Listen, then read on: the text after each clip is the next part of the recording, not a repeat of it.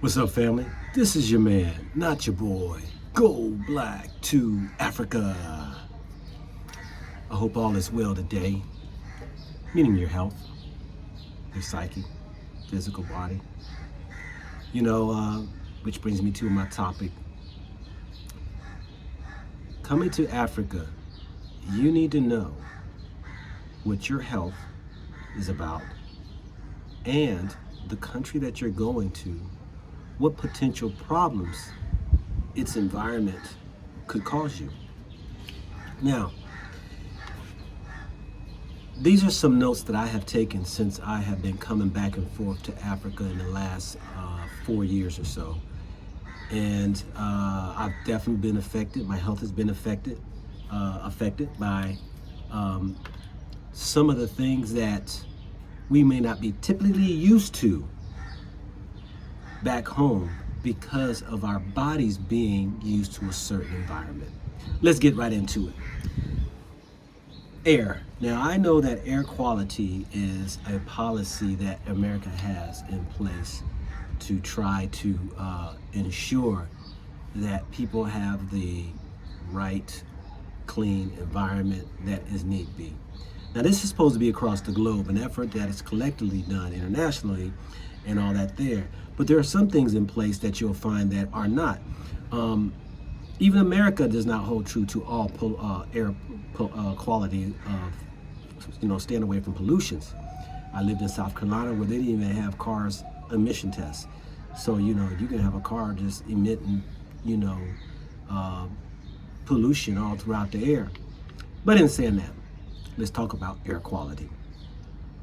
Depending upon you where you are, what country, what state, what country, what city, what area that you might be in, it may vary from place to place. Now, I happen to be here more into a city area, so you're going to find that it's more populous and more vehicles around. Now, here, to my knowledge, I do not think that there is anything in place when it comes to an emissions test. So there is a heavy auto pollution that exists here where I reside at.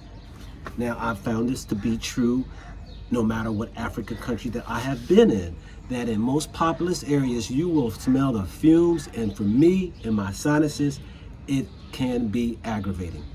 And so need to be mindful of the air pollution. Now, we do know that there are other sources of issues that one could have, not just here in Africa, but it can be in any country that you travel to, because America still does the same thing. So I'm not trying to make it seem as Africa's a problem, but you need to be aware of this, that where you live at in your environment, that you may be stepping into a place that might be just a little different than what you are used to.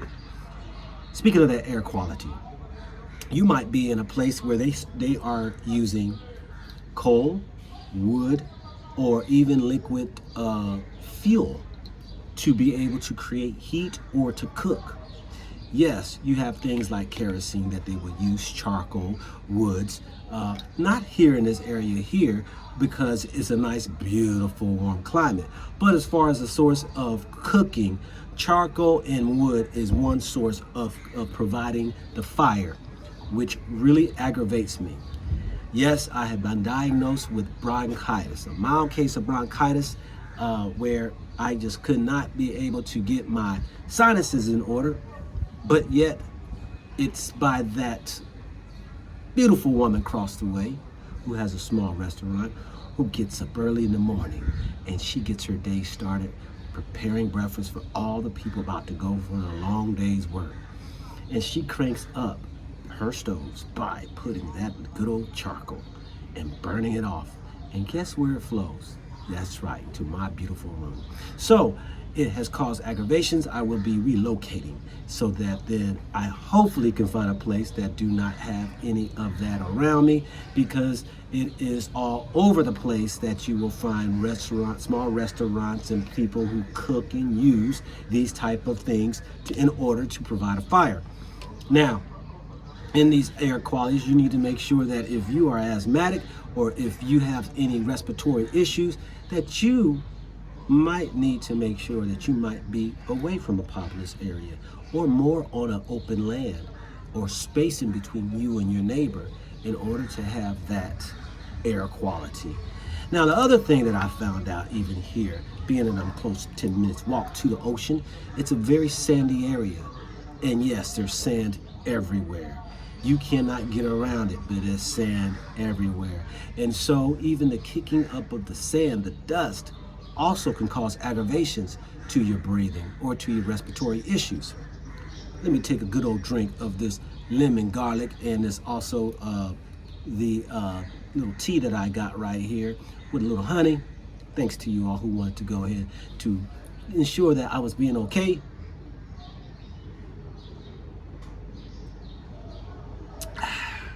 Yeah, you know, to break down that mucus in that lymphatic system. If you don't know about the lymphatic system, do a study on it. Learned that years ago. Doctors don't even talk much about the lymphatic system. Anyway, so that right there, keep in mind about the air quality. Let's talk about the food quality, okay? Now, we've heard many times again, people who are living abroad, they will give accolades to the foods of being organic, fresh, and all. Not necessarily true, okay? Yes, some of the local fruits that are grown here, you can possibly find that are organic.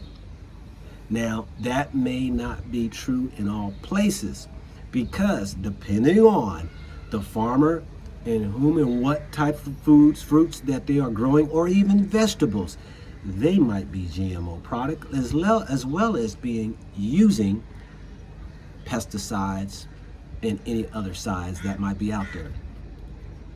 You know, when I was over in Kenya, you know, Dole. Remember Dole? Yeah, good old Dole pineapples.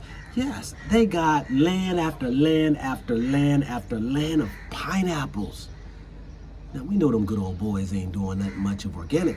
I don't know, though. I didn't check, I didn't ask, I didn't research. But I found it quite interesting that Dole has a lot of land over in Kenya for pineapples. So keep that in mind, that all foods do not even or may not even be grown in the country, let alone can't trace the vendor, those on the market who purchase these foods, can't trace its origin or how the food is treated. I have found that out to be because I have questioned some of the vendors out here, the people who have their little markets, and not knowing. Some typically will know the main fruits like mangoes, avocados, pineapples. They will be able to tell you, oh, this is grown over in Uganda, this is grown over in Rwanda, this is coming from here, this is coming from South Africa. They will be able to tell you where some of the main foods that they've been using for all these years come from. But there are fruits that are flown in from around the globe coming in to Africa.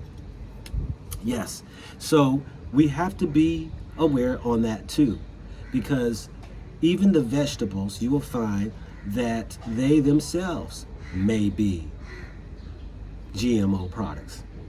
You know what? One of the key things in telling most of food, if it's a GMO product, is the seeds. Check the seeds out. Anything that says seedless is GMO, okay? Because it's not organic. I've argued with Whole Foods with that for a couple of years, that their watermelons are not organic or GMO free, put it that way.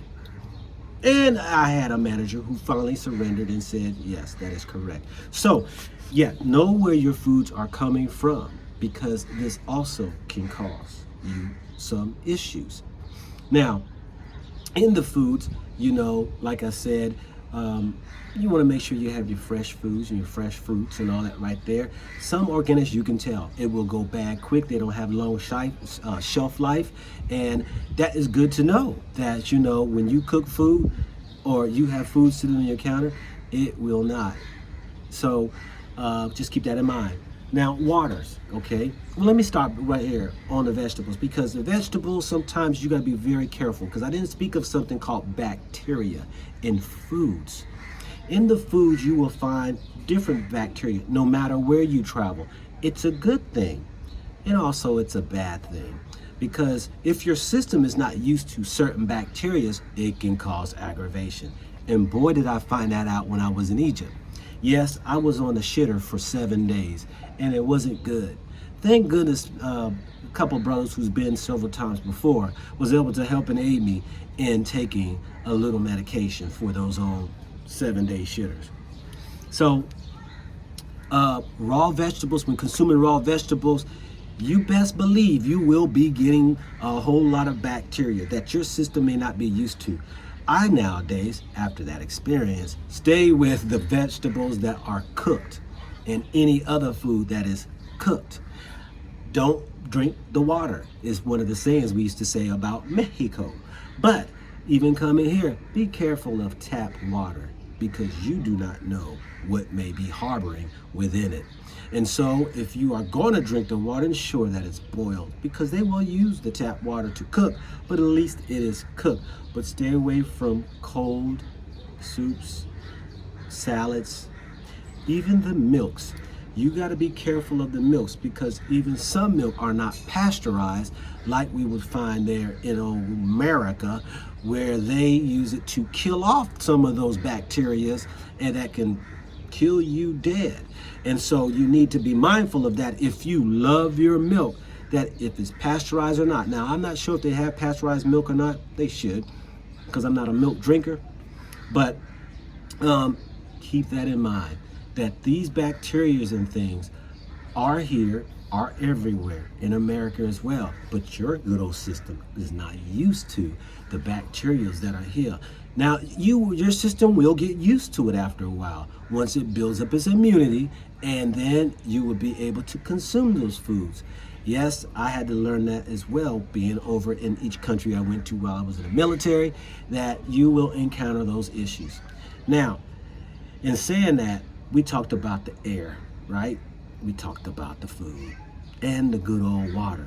Boil water at all costs, you know. But ask your doctor too, and you can find that there are remedies that you can put in water to ensure that it kills off anything that you can bring. I'm not sure, iodine or some other droplets you can put in your water to ensure that you have safe water to drink. You know, vegetables, ensure that you cook your vegetables, making sure that they are killing off those bacteria your system may not be used to. Fruits you don't have to necessarily worry about because they are not more open and fresh. They typically will have a covering over it, you know, that the interior is where you will be eating. So, yes, I was diagnosed with mild case of bronchitis because of the air of the charcoal that loves to flow in my room. So I will be looking at going to another place and trying to seek out one that does not have any so-called smoke or restaurant or cookers around, that I can live a little bit more in balance and in peace. So I hope that this video helps you out and that you do your research in particular countries you're going to go to ensure your health is good. Seek your doctor if you are on any type of allergy, any type of medicines, any type of anything, so that you can have enough supply. Once you get here, you can connect with the hospital, clinic, or what have you, and to make sure that you get refills. Now, I know there are people out here who's all against medicines and all right there, but that's their business. We're talking about you. If that's what you do, that's what you do. I'm not a medicine man, don't like it, but guess what? Good old man right here has to take him just a little antibiotics. Don't like them, they're deadly too. They will do harm to your system. But I have a doctor who overwatches me very closely. And I watch myself very closely to ensure that, you know, I take those good old bacterias that when the antibiotics flush out your system, that is killing off your bacteria in your stomach, that you have to replenish your body with those. So I wanted to pass that on to you all. Best of luck to you in your travels. Be aware and talk about your health. This is your man, not your boy. Go black to Africa.